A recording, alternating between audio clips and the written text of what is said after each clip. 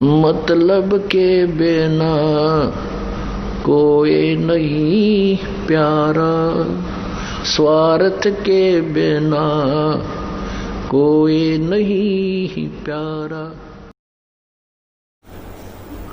तो हमने क्या त्यागना है? बीड़ी, शराब, मांस, तंबाकू को परित्याग करना है। चोरी, ठगी, जारी, लूट, खसोट, डाके, इनको त्यागना है। ये हमने त्यागने पड़ेंगे।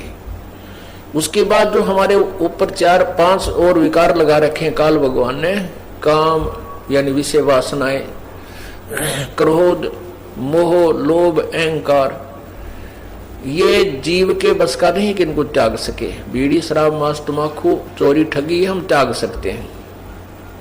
इनको नॉर्मलाइज करने के लिए काम, क्रोध, मोह, लोभ, अहंकार, इसके लिए परमात्मा ने तरीके बताए हैं, विधि बताई है, इसका ट्रीटमेंट बताया है कि सत्संग विचार सुने, उनके ऊपर पूरा विचार करे, अर्थात ज्ञान। दूसरा भक्ति भगवान की, तीसरा दान। तो इससे क्या होता है? हमारे अंदर जो विकार हैं वो नॉर्मल होते चले जाते हैं। क्रोध भी कम हो जाता है, थोड़ा बहुत होता है तो वो सीमित सा रह जाता है, और पहले ज्यादा हो जाता था।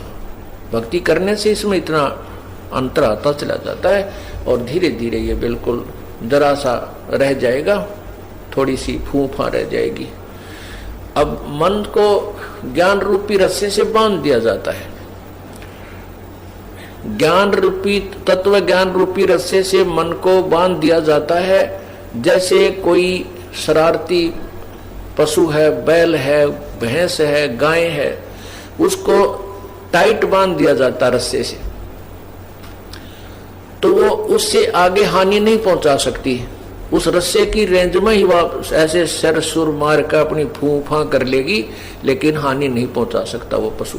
ठीक इसी प्रकार इस मन पशु को इस तत्व ज्ञान रूपी रस्से से परमात्मा बांध देता है। इसकी आदत तो है ऐसी फूफा बकवाद करने की, ओछी मंदी सोचने की, लेकिन ये ज्ञान रूपी रस्सा इसको सीमा पार नहीं करने देता, इसलिए हानि नहीं कर सकता आपकी। ये सब ये ज्ञान से ही रहेगा। अगर ज्ञान आप नहीं सुनोगे, सत्संग सुनने नहीं आओगे, या घर पे बैठ के सीडी वगैरह कैसेट एकादी नहीं सुनोगे दिन में या दूसरे तीसरे दिन, तो ये मन जो है फिर भारी हो जाएगा, हैवी हो जाएगा आत्मा के ऊपर। आत्मा की खुराक है भगवान की चर्चा, मन की खुराक है संसारिक बातों में लीन रहना, बकवादें करना, रागनी सुनना, किसी की निंदा सुनना, और पर कई प्रकार की किसी प्रकार की चटपटी बातें शुरू कर दे, बड़ा प्रसन्न होकर सुनता है। और भगवान की जो कथा है वो केवल आत्मा को अच्छी लगती है। जब आत्मा तगड़ी रहेगी तो मन आत्मा के साथ रहेगा। एक बार गरीबदास साहिब जी, ये किसान थे, अपने घर बैठे थे, तो उनका एक किसान ही शिष्य था। वो आकर कहने लगा, महाराज जी आपके विचार सुनते हैं तब तक तो ये मन कति दुबका बैठा रहता है, सारी बरले है। ठीक कहे महाराज जी, सही कह रहे हैं, बिल्कुल ऐसे करूंगा। और यहाँ से बाहर जाते इसकी वही वाईफाई हो जाए, तो जाते ही वही विचार इसके नो के नो कर्म उसी तरह खेचा तानी रखे, इसका के समाधान हो प्रभु। तब उन्होंने बताया कि आपके पास 2 बैल हैं। कहा जी, एक बैल दूसरे को मारता है, चारा भी नहीं चरने देता है।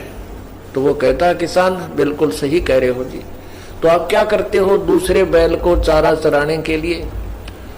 तो कहता जी, जैसे खेत में हम ले जाते हैं, एक टोकरे में इकट्ठा ही चारा चराना होता है, तो मैं डंडा लेकर बैठ जाता हूँ, और या उसको करड़ा बांध देता हूँ टाइट, जो फूफा गणी करे, दूसरे को खाने नहीं देता, तो उसको इतना टाइट बांध देता हूँ उसका मुंह उस टोकरे तक पहुंचता है, और दूसरा आराम से खा लेता है।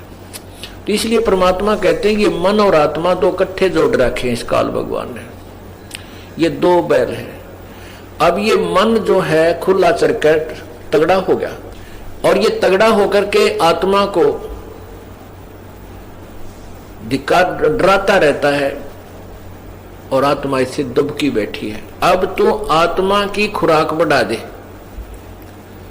जैसे समझदार हाली क्या करता है कि जो दूसरे पशु को एक बैल तंग करता है तो उसकी खुराक कम कर देता है, उसकी बढ़ा देता है, तो वो तगड़ा हो जाता है।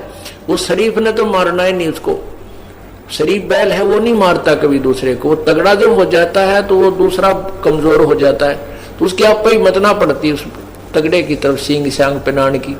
तो इसी प्रकार परमात्मा कहते हैं कि जब तुम आत्मा की खुराक बढ़ा दोगे या मजबूत हो जाएगी, तगड़ी हो जाएगी, फिर ये मन इसके अनुकूल होने लग जाएगा। मन इसको आत्मा इसको घसीट लेगी, अपने साथ घसीटती रहेगी और अन्य मार्ग पर नहीं जाने देगी। अभी ये आत्मा को घसीट ले जाता है, अपनी मर्जी चलाता है। इसलिए पुण्यात्माओं, सत्संग में आने से ज्ञान होता अपने को कि हमने क्या करना चाहिए।